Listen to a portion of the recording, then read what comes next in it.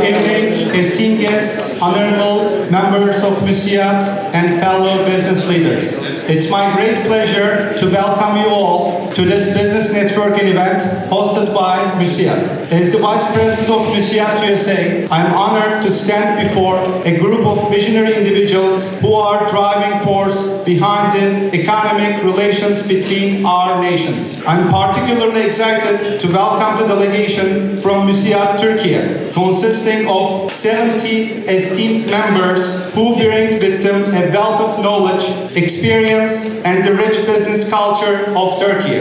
Allow me to share a brief introduction to Müsiad, the Independent Industrials and Businessmen Association, a robust civil society organization with over 14,000 members across the globe. Müsiad represents more than 60,000 enterprises, providing employment to approximately 2 million individuals, with 84 contact points in Turkey and services extending to 83 different countries across 183 points. Müsiad is dedicated to increasing trade between Turkey and America. Let this event be a catalyst for growth, a beacon of mutual success, and a celebration of the enduring friendship between our countries. Together, we will chart new territories in the business world and set new benchmark for success. Let's make the most of this opportunity and turn our conversations today into success stories for tomorrow. I want to extend a special thank you to one of our partners and organizers of this event, Oasis Hill, and invite their founder, Hussein Gold, to say a few words.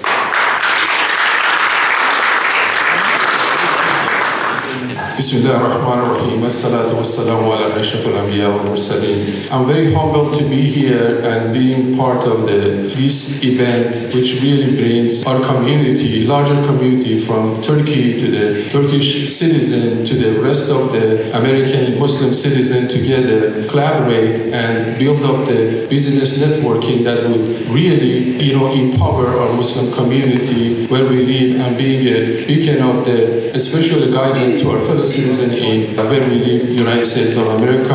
And I have been involved in Islamic work last 40 years, worked with many pretty much so known entities like CARE, ISNA, Darul Hijra Mosque, but beyond that, I did not see any connection to empower our youth in the entrepreneurship. You cannot live in the most sophisticated capitalism in the world and you do not really go towards learning and teaching about entrepreneurship, philanthropy that would really empower our community. And I'm then again very humbled and thank you very much to choose us to be your partner.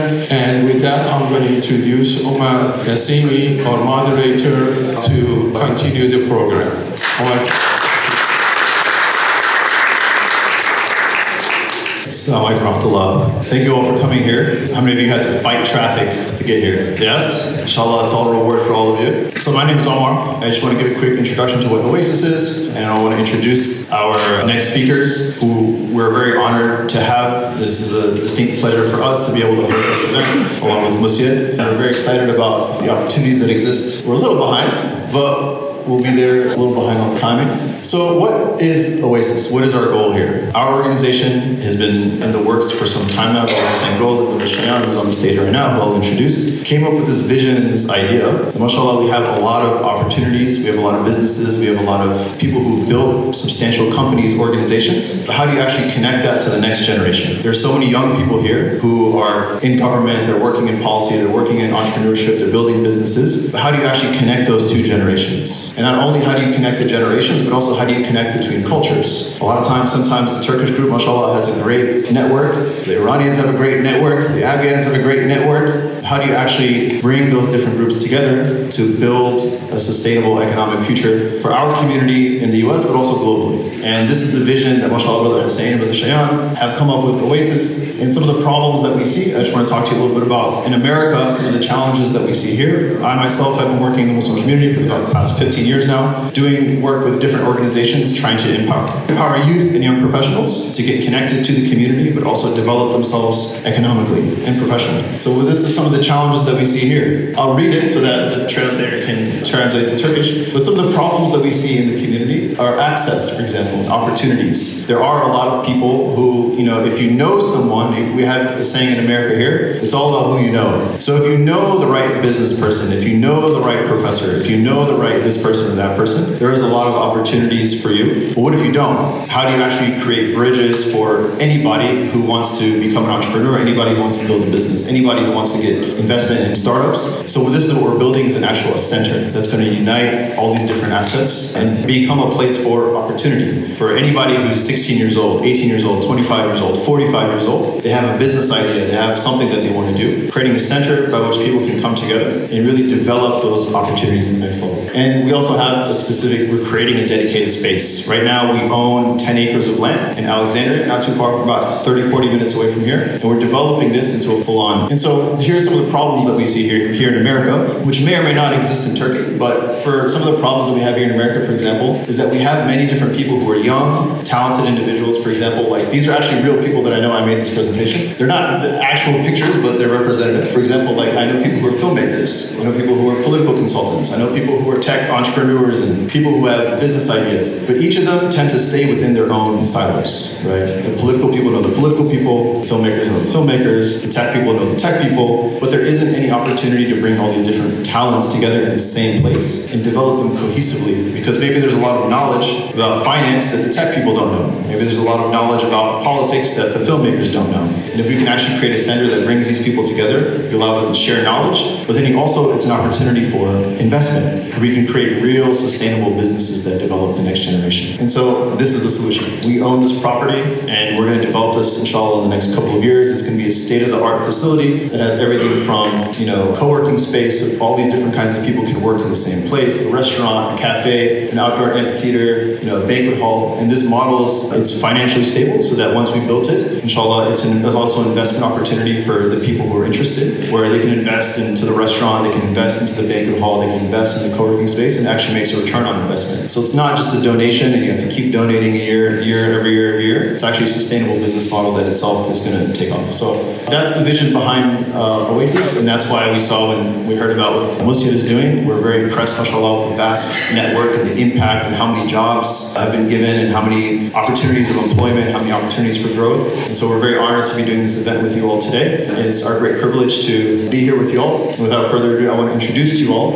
our speakers who we're very excited about. First off, Brother Haroon, who's sitting immediately to my right. Brother Haroon Mokhtarzada I said it with the Afghan tone. I don't know if you're Afghan. You are? Beautiful. Haroon Mokhtarzada is the CEO and co-founder of Rocket Money, formerly known as Trugo, which is a leading personal finance app with over 3.4 million members. Prior to Rocket Money, Haroon was the founder and CEO of Webs.com, a popular website creation platform that grew to 50 million users before being acquired by Vistaprint, where Haroon led digital product strategy. Haroon has a passion for technology startups, innovation, global change, and elegant problem solving. He has personally invested in over 100 technology startups, including early stage investments in Instacarta, Relativity Space, Pluto TV, and more. And Haroon is a 2021 Henry Crown Fellow and has participated in several boards, including the American Express Open Digital Advisory Board and the United Nations Global Entrepreneurs Council. And he was also the Ernst & Young Entrepreneur of the Year. So that's Haroon Mokhtarzada. And to his right, slightly less impressive, but also still very impressive.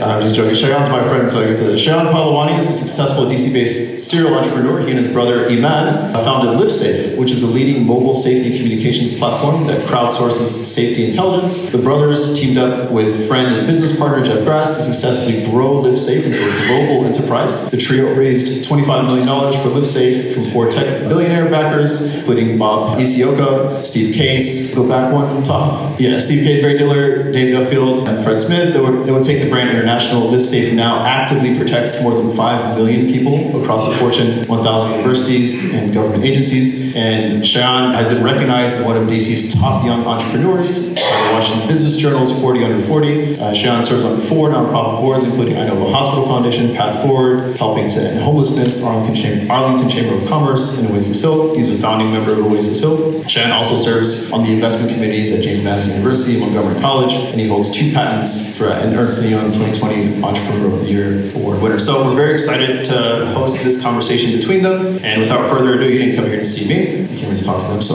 Jazakallah khair, and we look forward to hearing from them. Thank you, Omar. Let's give him a round of applause, please.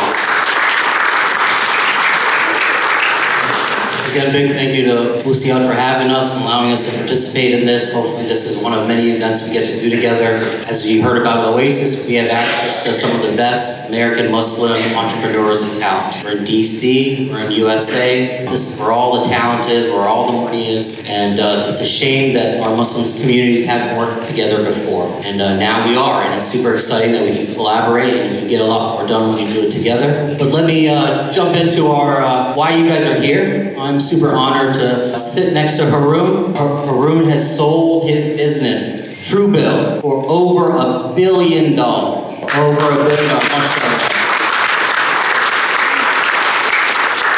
He's not going to tell you that. He's humble, so I'm just going to get it out real quick to get you guys to pay attention. He's also sold many other businesses before that. So many learnings along the way, many insights that he can share with us today. We're going to open it up so that you guys can ask questions. I'm going to ask him a couple questions, but I'd love to turn it to you guys. Haroon is half Turkish, so let's celebrate that. So a big success story, one we should celebrate in our community, one that the people of Türkiye should be proud of. And again, it's a big honor to be here. Haroon, thank you for being here. Thanks for making time. We know you're busy. We know you're doing a lot of good work. It's a pleasure to have you. Thank you for inviting me. And they were talking about this program, and then they said this is going to be at the Turkish Mosque, which, by the way, mashallah, this is a beautiful masjid, and it is a gift to the community. And there will be many Turkish people coming to the audience. And I said, how can I say no to my Turkish brothers and sisters? So it is great to be here today and in the presence of all of you. Thank you for coming. And I do want to say I'm very happy to see our sisters in the room today. It is good to see our sisters in business. Mashallah, Muslim sisters are some of the best business people in the world and have a lot of talent. So thank you for coming as well. Haroon, tell us more about this background of yours. Tell us about your family dynamics. We'd love to learn about your childhood. We'd love to learn about the connections to Türkiye. Let's start there. So my parents met here at the University of Maryland. As was mentioned, my father is Afghan, so I'm half Afghan. We call it Halfghan. And then my mother's Turkish from Trabzon. Oh! Yes. Do we have any Trabzon in the room? There it is. There it is. See? I've heard people from Trabzon are smart and they're good at business. So you guys already have a big advantage. But I was born here, and right after I was born, my family was living, they decided to move to Afghanistan. So my mother took me back there. My parents had moved there after school, and they started their family, and then my mother lost a child in Afghanistan, a baby. The hospitals are very bad there. And so my mother said she's never having another baby in Afghanistan again. So for each of us, she would fly somewhere else. So my older brother, she flew to Turkey, and he was born in Istanbul. And then she came to America, to Maryland here, and that's where I was born. But then immediately went back to Afghanistan. On my birthday, the Russians invaded. December 28, 1979, that's when the Russians invaded. And so we were there for 3 more years, and then it just got so bad that we had to leave. And so we came here it's just a complete reset. Our family was doing well in Afghanistan, in America, basically. It was starting from scratch. And so, as good Muslim parents do, they had us focus on education. I'm sorry, I apologize to the room. I did not learn Turkish, and my Farsi is not very good either. So, my parents really focused on us learning English well so that we would be able to do well in school. And maybe, inshallah, one day I'll have the time to go and spend more time in Turkey and I can learn Turkish. It's beautiful. I was also born and raised here. When you're the second generation, you appreciate everything your parents did to get you here. And I think it makes us work a little bit harder. We know we're in this country of innovation where there's a lot of opportunity, but we come with a little chip on our shoulder. We're a little bit different. We don't fit in. We don't feel 100% American. We are American, but we still feel we're from somewhere else. it makes us want to work harder. Did you have any of that growing up? Did you feel like you fit in or didn't fit in, or how was it for you? You know, human beings need a sense of belonging. Like, this is something that is really important for human beings, to feel safe and secure and to feel at peace and aligned. And I think that is difficult when you are, especially a first generation kind of like immigrant family, because you don't belong. I mean, at the end of the day, you know, you go, and my parents did things to help us feel like we belonged. Like, they said, look, Christmas is a celebration of Prophet Isa, so we had Christmas. And one time we wanted to have a Christmas tree, and my father said, we can't have a Christmas tree, we can have a Muslim tree. So we took the ornaments and we painted on it the name of all the prophets, and we put that up on the tree. So they did things to do, but it's still, you know, it's not the same as growing up. You look different, people treat you different, your religion is different, generally speaking. And so you're always, in a sense, maybe trying to prove yourself and that you do belong. And so I do think that that gives you some desire to like shine or to stick out or to prove yourself or something like that. But that's not it. The second thing is, my mother would tell us a lot. She said, look at all these other people in Afghanistan now who are still there, and you're not there, you're here. And so you have a responsibility that Allah has put you here. You're not allowed to waste this thing, because there's a million people who would switch places with you right now. And she, from a very young age, would always tell us that. And, you know, that had a big impact on me. It's beautiful. Can you tell us how Islam has affected your business world? Where has it helped you? Where has it slowed you down because of perceptions? Sure. I mean, I think Islam helped a lot in that when other people, when I'm thinking about high school and college, when I first started getting into things, learning, thinking about business, a lot of other people were partying. Like, that's what basically teenagers do. They drink and party. Like at university, they were drinking, they were partying. And so when Islam removes that, you actually get a lot of time back. Think about, where am I going to spend my time? And so you have this time to dedicate towards these other efforts and to think about these other efforts in a way that you wouldn't. And so, you know, our first business we created when I was a senior in university back in 2001. And yeah, I mean, we didn't go to parties, we weren't doing any of that stuff. So this is what we were doing with our time, was building a company instead. I think as we got later into business itself, because it was like a bootstrap thing initially, but many years later when we raised funding and we became like a real business, then I realized that in the business world, there's also this curtain that comes between the Muslim and the average business world, because a lot of business in America is done over alcohol. Like, when you're networking in America, what is the thing they say? It's great to meet you, we should go out for drinks. Like, that is the thing. That is how connection is made. That's how camaraderie is built in America. And so different Muslims have different standards. I will go to somewhere that has alcohol. I know some don't. Everyone has their own line, and I don't judge anyone. But I wasn't drinking, and I wasn't getting drunk with people, and I wasn't doing any of that stuff. And, you know, I think when I was younger, I would just say, like, no thanks, I don't like it. I didn't even want to say why I wasn't drinking. You know, because I didn't want people to think of me as something different and stuff like that. Now I use it as an opportunity to tell them why. But and now it's starting to change, because a lot of people have realized that drinking is not healthy, and every recommendation across health, across longevity, across everything, the first thing they say is stop drinking. Weight loss, the first thing they say is stop drinking alcohol. So like, this wisdom was already in our deen, mashallah. But it did impede, I think, it can impede your ability to do deals and stuff, especially back then. I think now it's better. Great point. Time back. You're not wasting time partying and drinking, and mashallah, you get to keep a straight focus and a straight head to work. So I agree that that's a big advantage for a Muslim entrepreneur. I mean, I think the other thing is, there's many ways to make money, and we have a concept of halal money. It's not just halal meat. The money you make, if you make it in the wrong way, there's no barakah in that money, right? Even if you give it away, you don't get the barakah. At least then it doesn't hurt you, but you don't have the same barakah in it. And so we faced this decision. We had created this gaming company, and there was a decision to go and just full-time go and run that thing. And it would have meant leaving Webs, and probably, so we had to make a choice. Either we need to go with this fast-growing gaming company, or we had to continue with Webs, which was really struggling at the time. And I was talking to my brother. I started my companies with my brothers, so we all as a family kind of came together. And, you know, I was struggling with this decision, what to do, this very big, fast-growing opportunity, whatever.